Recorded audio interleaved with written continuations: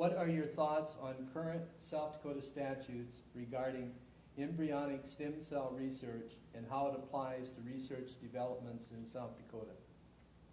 Well, I'm on record as having voted to restrict embryonic stem cell research. The voting record I have is a pro-life voting record. I believe that life begins at conception, and that an embryo represents the seed of a human life, and as a consequence I'm not comfortable with research done on embryonic stem cells which come from embryos.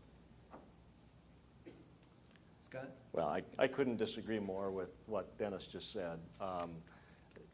This is a state on the verge of exploding in terms of medical research. The idea that South Dakota would restrict medical research in that way makes absolutely no sense at all to me.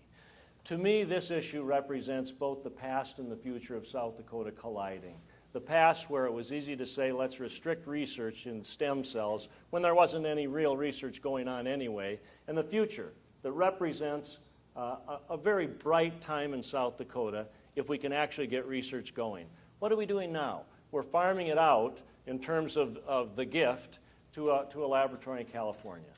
We should be doing that research in South Dakota. I don't think it's a question of when life begins, but of course, as to reproductive rights, Dennis and I disagree about that issue too. Dennis favors restricting women's reproductive choices. I favor trusting women to make the best choice they can under the circumstances, and I believe education is the best way to go about that. I don't think you could find an issue in which there is a stronger difference than those whole areas, those intimate areas of life, than Dennis's position and mine. 1 minute for each candidate to offer further comment. Dennis? Well, again, I believe that life begins at conception, and it's true that I oppose abortion on demand in South Dakota. It's true that I support restriction of embryonic stem cell research.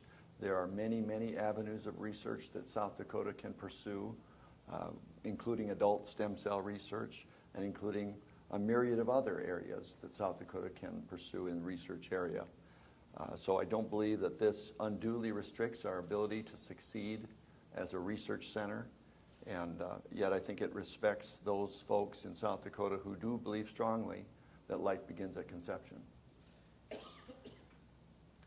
You know, the problem with a lot of folks who say life begins at conception is that they tend to believe that it then ends at birth.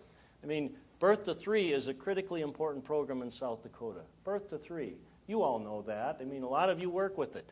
Dennis and Mike Rounds favored eliminating the Birth to 3 program in 2009.